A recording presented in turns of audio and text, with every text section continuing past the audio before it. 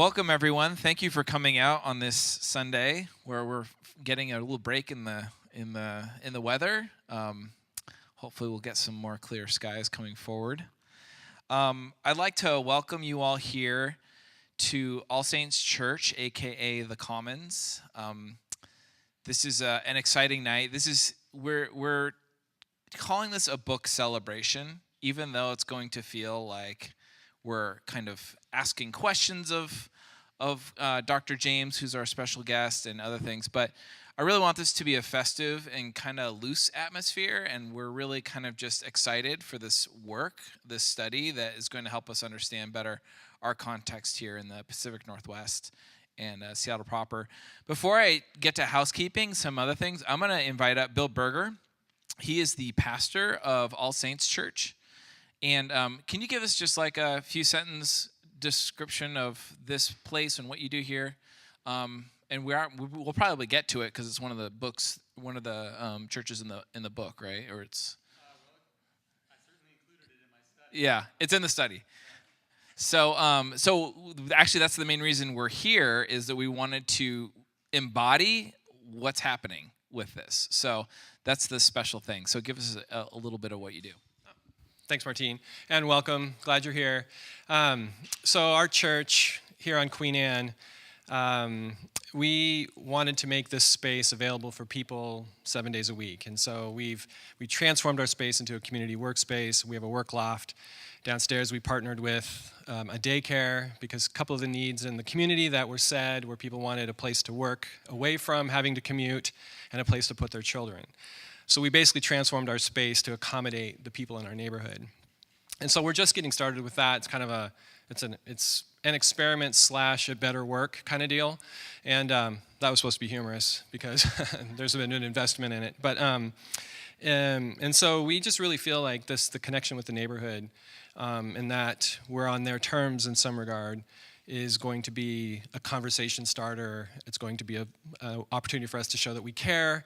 And it's not just, hey, we get it, you don't, so come into our space so you get it like we do. We want to understand where they're coming from. I hate to say, I'm sorry, the we, they thing, but we just want to understand where our people in our neighborhood are coming from. And so felt need we'll start there and move on and create conversations. And so far, so good. Yeah, we're doing it right now. This is the whole intended for this kind of thing, to have these kinds of conversations here. So we're really, really, really excited that you guys are here. And of course, met Chris when he was doing his research. And so it was me as All Saints and Mars Hill. So that's pretty much the extent of your research, right, Chris? Just kidding. I'm just kidding. All right, I'm just going to shut up and pray. Yeah, give us a narrative. All right. So, Jesus, we just ask for your wisdom and discernment as we navigate the whitewaters of our culture. And as we develop a heart of care and concern and love for people that just really don't care about you, the church, or anything. And God, help us have a compassion and an empathy and to really understand what we need to do and what we need to become to show the love of Jesus to our neighbors, to our city, to our world. Thanks for the work that Chris has done to give us a real advantage. And I also thank you for Martine and his heart. I know he is somebody that really cares about seeing the church be powerful and strong in the way that it loves. So we just give you this time in Jesus' name. Amen. Amen. Thank you, Bill. A few housekeeping. I'm sure many of you have already located the bathrooms. They're just right there in the area where we're enjoying our refreshments. Feel free to get up and get some more water, some food as you need to. A quick overview of the evening. We'll have Dr. James come up and talk about his book and the intervening time and his conclusions and his questions that have come up. And then we're going to invite up some panelists. There are folks who were discussed in the book, their communities. They may not have been at their communities, or maybe they've moved on, but they're hopefully a broad spectrum of the pulse of what's going on in the area. That was my intention, at least, so hopefully that comes through a bit for inviting them. And then we'll have a Q&A session. And if you're uncomfortable asking your question out loud, there are actually 3x5 cards on the periphery of the pew of the chairs. So feel free to write down a question and hand it to myself. There's a few other people on the Pivot team here. Abby, can you raise your hand? And Mateo right here.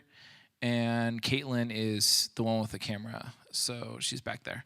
And then we'll be giving away some books later on as door prizes. And then at the end of the evening, when we've kind of exhausted our questions or we've kind of come to time, I want to reserve some time for folks to come back, have some more food and refreshments. And you'll see that there's some prompts on the wall that some of you may have already written about. We really believe in open source and sourcing the questions from you, the community. And in fact, we're recording this so that we can put it online so that we can maybe even generate more questions. So for those of you, hello, this isn't live broadcast, but please do email us your questions and comments. And so we really want this to be a conversation, and we want to understand the pain points, not just for young adults, but for the entirety of the church in answering how can we be more hospitable and more serving for and with young adults. That's the mission of the organization, that the grant that I'm working with.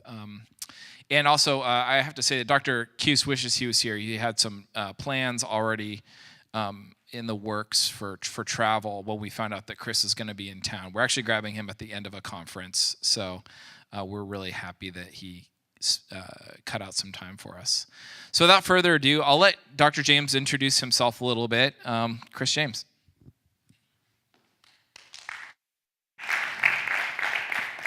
Thank you, Martine.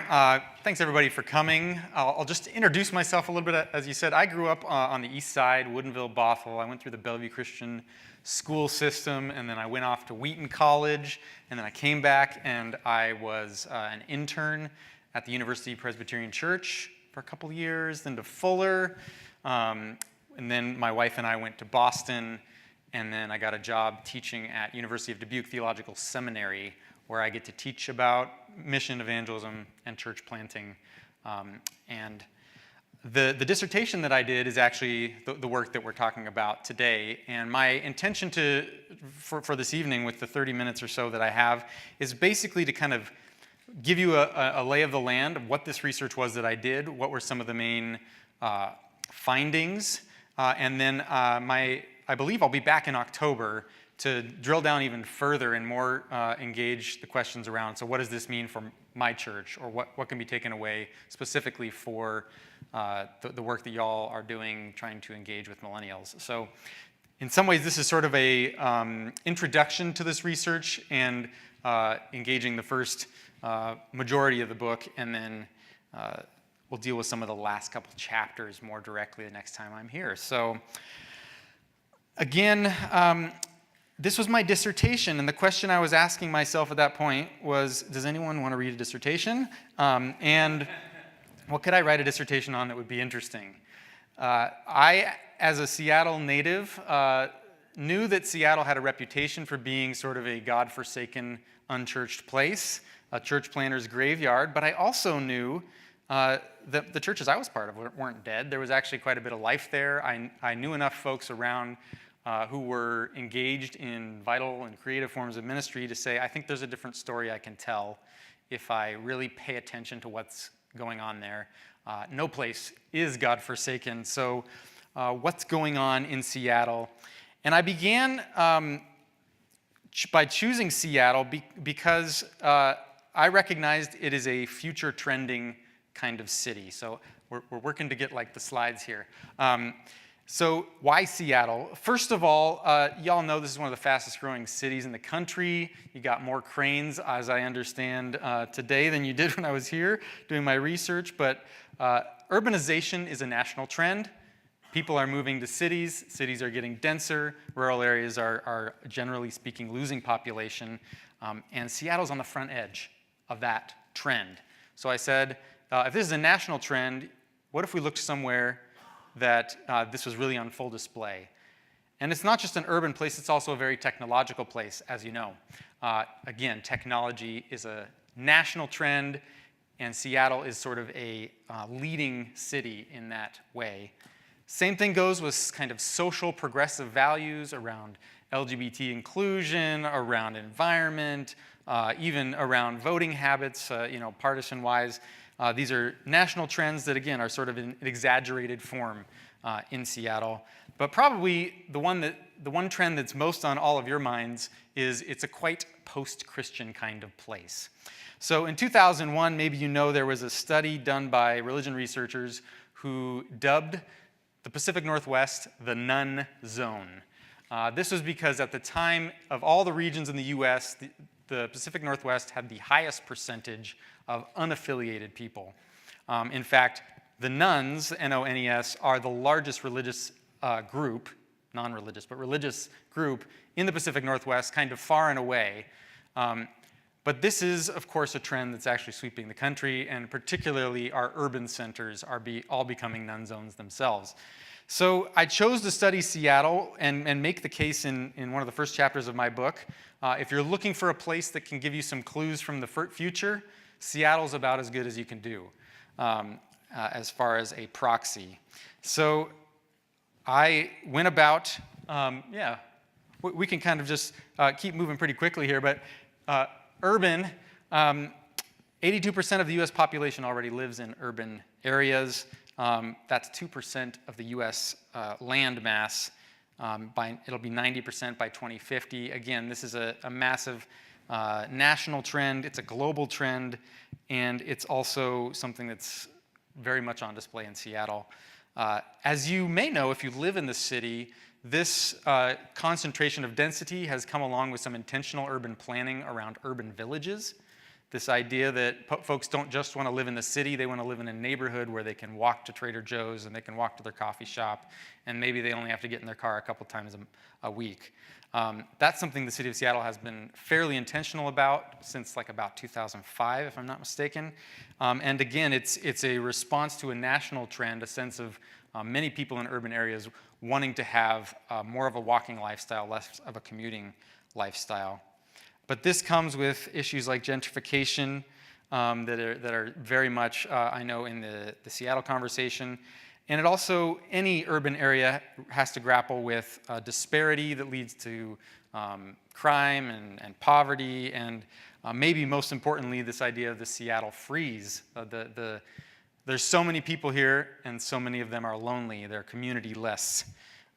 So these are all urban trends that I wanted to say, okay, what if I look at Seattle as an example of that?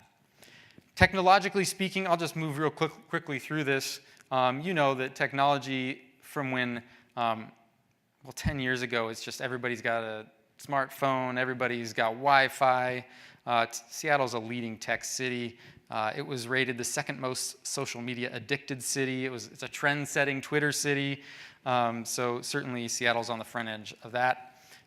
Progressive attitudes, again, as I've already mentioned, even pushing for $15 minimum wage, legalization of marijuana, etc. And again, just post-Christian identity. One of the things that was striking as I did my research, following up on the research that was already out there about the none zone, was how it's not just that the church is institutionally weak. It's actually that there is a pretty open environment for religious innovation. So there's actually, in an ecological sense, if you don't have any redwoods, then there's a lot of sunlight and a whole bunch of different things can grow. So a redwood would be like a well-established denomination in an area. The West has never had a very powerful one denomination or two denominations. And so it's an open field for innovation. And so you've got all that runs the gamut from utopian communities to Wiccan and spiritualist, but also to all kinds of Christian forms of community. The kinds of groups that would classically be called sectarian, those that are more sort of aggressive and assertive in their evangelism approaches, they do better here than in places like the South, because there's just this open environment where so many people are not connected, and that actually makes it a really interesting place. It's not post-Christian. My point here is not just a negative description. It's actually a statement about the openness of the environment for innovation. And that's very much what I found. So why Seattle? Well, here's how some scholars have described it. One as the canary in the coal mine, pointing to what the urban future of the U.S. Another historian, Jan Ships, described it as a harbinger of urban religion in the future. And anybody know who said Christendom is dead? Welcome to the United States of Seattle. That would be Mark Driscoll. We don't agree on a lot, but that's one he was right on, if you ask me. So that's why I studied Seattle. Let me tell you what I found. I found 105 new churches that were started between 2001 and 2014 when I was done doing my study. These were all churches that were still up and running. They were meeting at least monthly. They were inside the city limits. They were scattered all across the city. And what I did with these churches was I made a list, right? And then I said, hey, would you take a survey? And I did a whole bunch of sitting in on worship services and interviewing pastors and analyzing their websites and their bulletins and their programs and these sorts of things. So there were 105 churches. Now, for a place with a reputation as a church planting graveyard, that's actually a pretty significant sign of vitality. So who was actually behind these plants? You're keeping up with me. Well done. Well, sometimes people think that it's always the non-denominational churches that are doing the planting. Not quite the case. You see here, 72% of the churches I found were connected with a denomination. Only 28 were non-denominational. And even these non-denominational churches, which sometimes folks in established denominations think they're all just sort of free agents doing their own thing, disconnected from anybody. In fact, majorities of them are either in a network or in a multi-site, which is like a mini denomination kind of organization. So these are connected even if they're not denominational bodies. The denominations that were active, mainline denominations made up 18% of the field. The ELCA and PCUSA and UMC, United Methodist, were the most active among that group. The evangelical denominations made up the largest slice of denominational groups, 26%. The Southern Baptists at the time, and I haven't kept pace on this, but we're far and away the most active denomination among evangelicals. Christian Reformed Church is also very active. Pentecostal charismatic denominations made up 19%, with the Assemblies of God and the Foursquare being most active. Another kind of question is, what's the ethnic or racial composition of these churches? As you'll see, 37% of these churches were more than 80% white.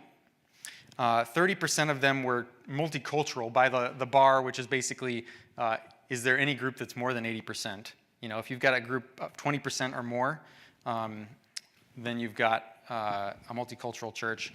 And 33% of these new churches were majority minority, meaning it was mostly an African-American church or mostly Hispanics that composed the group in the congregation. So as I said, what I did with these churches is after I identified them and I did sort of this kind of analysis, I said, hey, would you take a survey? And more than half of them said, sure. And I asked questions like, how often do you do communion and how long is your sermon? And from this list of 18 things that a church might be really committed to, which are the most important to you? What kinds of theological labels would you identify with? Reformed, evangelical, progressive, sacramental. From these different names for God, which ones show up the most in your prayers? That kind of stuff. And what this survey gave me was really, really interesting. So 57 people from these churches took the survey, and the survey was constructed around three primary, what I call ecclesial, or sort of dimensions of church life. Their spirituality, so that would include like their theology as well as their spiritual practices.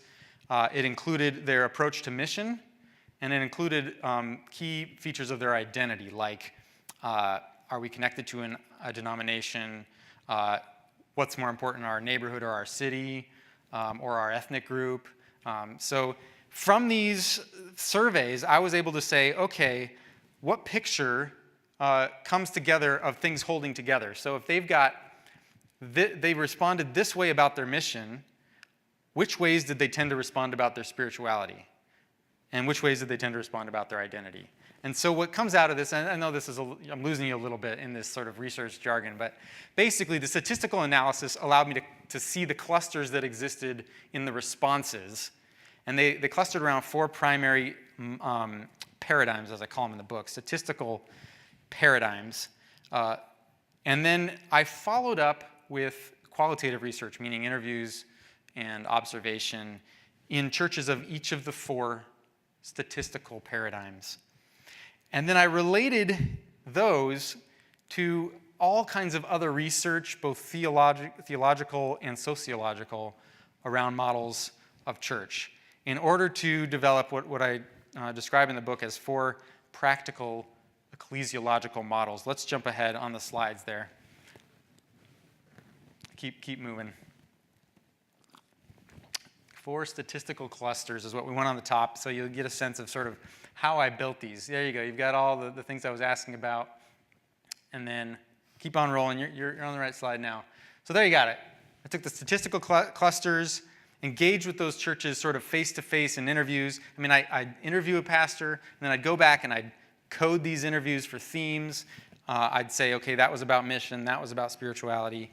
And then I was able to develop these 4 models. And that's the main thing I want to share with you is what these 4 models look like and sort of the logic by which they embody church in Seattle. The first of these practical ecclesiological models I call the Great Commission Team. These churches make up 25% or made up 25% of the new churches in the study. The primary dimension of their life is their mission, which is a commitment to, as the Great Commission says, make disciples. And that was largely about evangelism and sort of building people into missionary and evangelistically focused Christians. These Great Commission teams look out at Seattle and they see an urgent and strategic mission field. That is their sort of compelling sense of where they are located. They engage in their context through missional relationships and missional communities. Let me talk about these just a little bit. Missional relationships are sort of a new way of talking about personal evangelism, right? In these churches, there's a strong sense in which folks are being encouraged to reach out and build friendships with people who don't go to church, who don't know Jesus, and to look for opportunities to share their faith, invite them to church, fold them in to the church. And that model of sort of relational evangelism is their primary approach to how to fulfill the Great Commission, which is their overall sense of mission. Also central to these churches very often are missional communities, which who knows what a missional community is? Okay. So not quite half of you, but basically the missional communities that I saw were these churches that planted not with a worship service, but first with like a small to mid-sized group that operated on a monthly rhythm, like the Hallows Church, which I followed closely. Their rhythm is study, serve, study, play. So first week they study the scripture from the sermon. Second week they serve in some way locally in the city. Third week, they study again whatever text might be central to the sermon. Fourth week, they play, which in that case it means mostly just enjoy one another, have a nice meal together, fellowship, you might say. But these churches often start in these missional communities and don't start holding worship until 3 or 4 of these missional communities are going. And what that does is it builds into the life or the DNA, you might say, of these churches a sense that studying and serving and enjoying one another are how we do church. They're not sort of extra bonus stuff for people who sign up for a small group. When you start with everybody's already sort of normally doing that, you've built in a discipleship mechanism into the core of the life of the church. So that's how missional relationships and missional communities work. There's a sense in these churches of what I call instrumental service. So these churches tend to be quite active in serving their communities, serving elementary schools, serving at the mission, The kinds of mercy or compassion ministries tend to be an important part of the rhythm, just as you saw, it's a monthly event for all these missional communities. But I say it's an instrumental understanding of service because in these churches, the idea, generally speaking, is we serve so we can build a credible witness for our proclamation of the gospel, rather than our service is itself a demonstration of the gospel. You see a little bit of a nuance there? So instrumental, it means service is building a platform for proclamation. You'll see a contrast as we get to some of the other models here. The spirituality of these churches is sort of squarely evangelical. There tends to be a lot of talk about the gospel with like a capital G, gospel-centered this, gospel something, ... is an important kind of adjective. Not to overly caricature this, but I heard it reiterated. Largely the gospel, what's meant by the gospel is a sense that we are deeply sinful and in need of salvation. God's wrath toward us was spared because Jesus took on God's wrath, made propitiation for our sins, and therefore we are both redeemed and called to participate in the mission of the church as evangelism. The folks in these churches, so one of the questions that was so fascinating to me, I asked whenever I spoke with the pastors, I said, tell me about someone in your church who sort of exemplifies what you hope will happen to people in your church. And so they would tell me a story about a person who went on a journey through their encounter with the church into maturity. And in Great Commission team churches, those stories were about people who woke up to their missional or missionary call. And now they are sharing their faith with their friends and building missional relationships and discipling people who are discipling people. So their saints are humble missionaries. What I'm doing with each of these, and I hope this is clear, I'm unpacking the three dimensions. So I've talked about the mission, I've talked about the spirituality. Identity, that dimension for Great Commission teams is rather pragmatic. Whether they affiliate with the denomination or not, is that going to help us because we get some resources, or is that going to hurt us because people have a bad feeling about that denomination? Instead of having a denominational identity, the central stuff to be around this like gospel-centered identity, drawing a contrast to liberal churches or progressive churches, which they see as doing good things but not gospel. And there's also typically in these churches a sense of a city-based identity rather than a neighborhood-based identity, a sense that we do ministry in the neighborhood, in the city, and to the world, a sort of escalating strategic relationship to our place. Okay, that's the Great Commission team. The second model I found, I call the household of the Spirit. Let me just go back real quick. Each of these names points to the ecclesiology, or the theology, or the imagination of what a church is. So the Great Commission team is a certain understanding of what a community does, right? We have a task, and we work on it together. That's the ecclesiology, largely speaking, behind the Great Commission team churches. The household of the Spirit conjures up a different kind of metaphor about what kind of community we are. And often these churches, the household refers to two sort of metaphors. One is a family, so like the household of faith, which refers to the reality that many of these churches are ethnically composed, and so there's like a sense of extended family. The other thing the household refers to is this idea of this is where we meet God, in an actual space, a building. So these are Pentecostal charismatic churches who emphasize that Jesus, the Spirit, meets us here when we gather. While they probably are in some ways sharing their faith directly, they're more likely to try to bring people into the space where God meets us.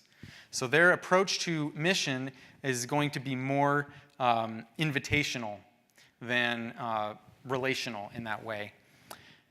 The spirituality animating these churches is, again, Pentecostal or charismatic. There's a sense of actually feeling the Spirit in the midst of their worship. There are regular testimonies, healing or provision offered by the Spirit, laying on of hands, prayer, raising hands in worship. These things are certainly more common in churches of this model. These churches tend, in some ways similar to the Great Commission team, to have a pretty negative view of the wider culture, meaning they see it as a foreign or kind of hostile environment for true Christianity. And they're providing a refuge from this sort of dangerous cultural context. The third model I found, I call the new community. And these are churches that are largely connected with mainline denominations and would sort of fall in the category of emerging or emergent as far as their theological or spiritual orientation. The name New Community points to this understanding of church, which is not about a task and it's not about a household. It's about embodying a way of being together, about new, not just hey, we started last week, but new as in they understand themselves as what's fresh in their old denominations. And they understand themselves as pointing to sort of the way that God intends humanity or community to be. So there's sort of this eschatological, to use a big word, understanding of what the church is and ought to be.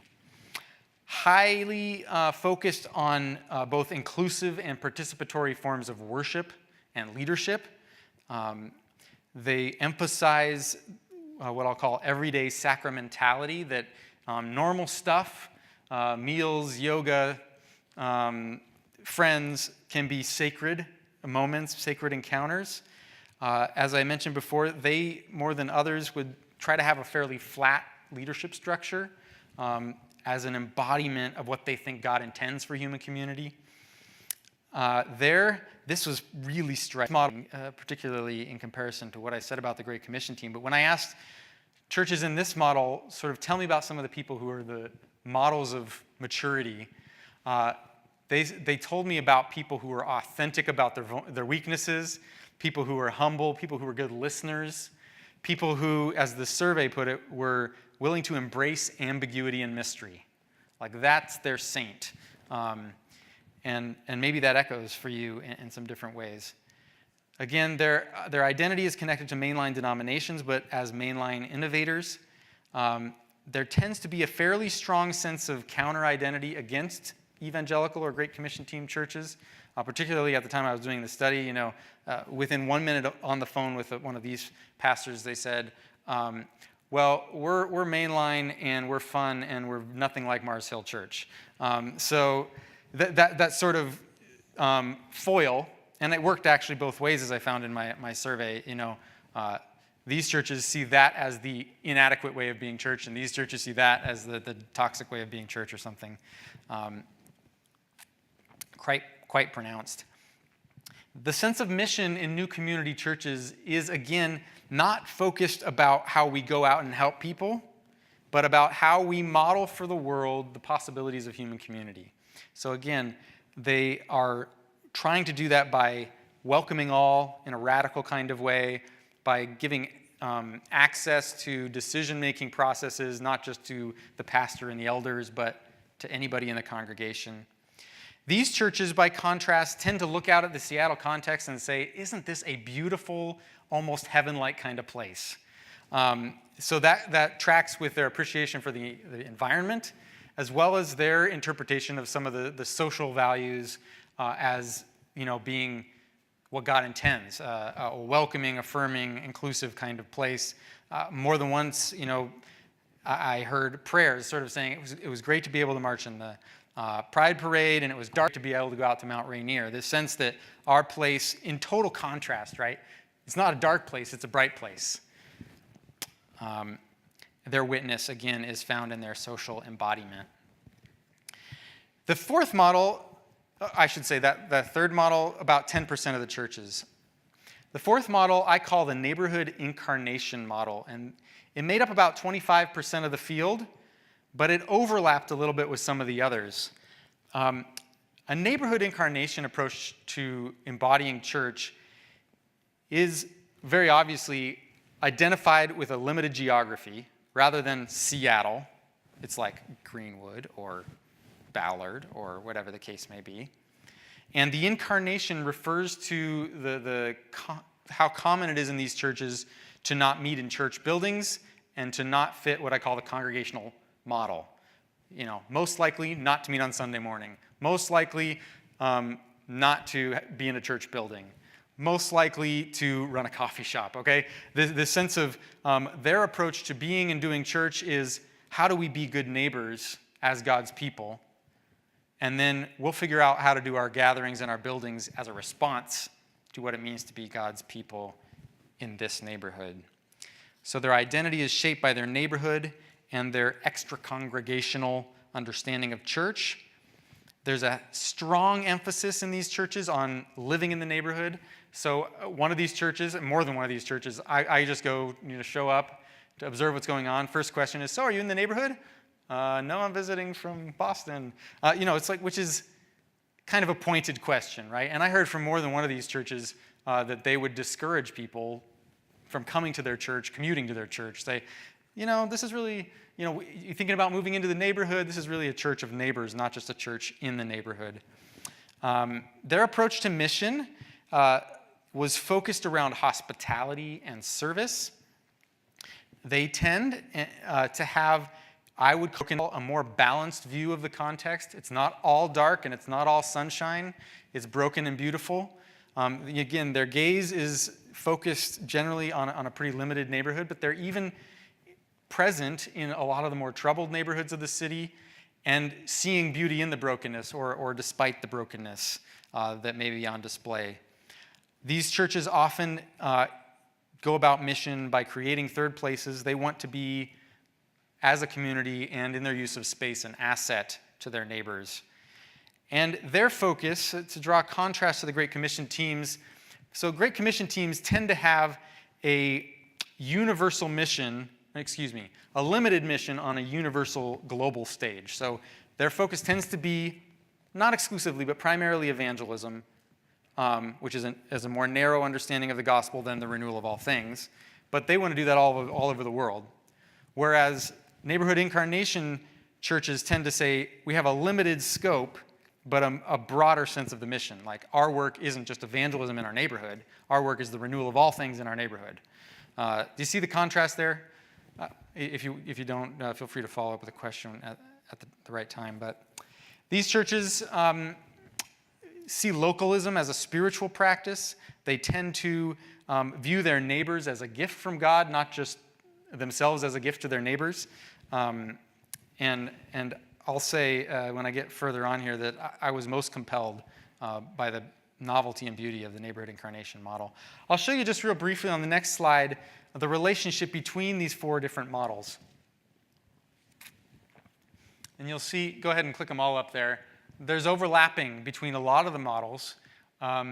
Household of the Spirit and Great Commission team churches often are friendly, and often there's an exchange of people. I used to go to City Church, now I went to Mars Hill, or whatever the case may be.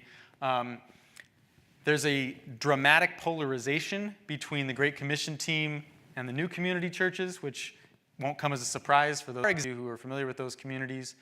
The neighborhood incarnation, as I said before, there are examples of household of the Spirit churches that are also neighborhood incarnation churches, examples of new community churches that are also neighborhood incarnation churches. So there's overlap with each of the other models. The theology or the theological tradition or spirituality is not the core center of identity for neighborhood incarnation churches. It is their place. And that gives possibilities or opens the possibility of being fairly conservative, but bringing that into a neighborhood incarnation model, or being quite progressive and living that out in a neighborhood incarnation way. I will just say very briefly, and we're sort of wrapping down here to where the end of the book heads, but if you put the next couple of circles up there, as I was doing the research, those four models gave a pretty good account of 80% of the churches that I found. So I got to the end, I'm like, okay, what about those other 20? What was going on there? And these were the best I could do to sort of say, I think these models are probably out there as well. And I found a couple churches that fit in these descriptions. A more sacramentally focused ethnic family. So like a Lutheran Hispanic church, or at the time, like Eastlake would, or even Bethany Community Church would be sort of more progressive evangelical, but multiple campus kind of church, and in some ways filling out the ecology there. The next slide is just sort of a rundown, and you don't need to get it all, about what I did once I discovered these 4 models. And what I did was I said, how would one go about critiquing and offering constructive feedback to these models? And so I built out missional theology, the theology that's really been developing over the last 40 years as a critique and a response to several centuries of colonial mission. Missional theology has had a lot of major insights. I can't go through all of them in detail, but some of the biggest ones are to say mission isn't something the church does, it's something God does that the church participates in. So that's the idea of the missional or missionary trinity. Our work is not to do the mission, but to join the mission. It's a key critical framing.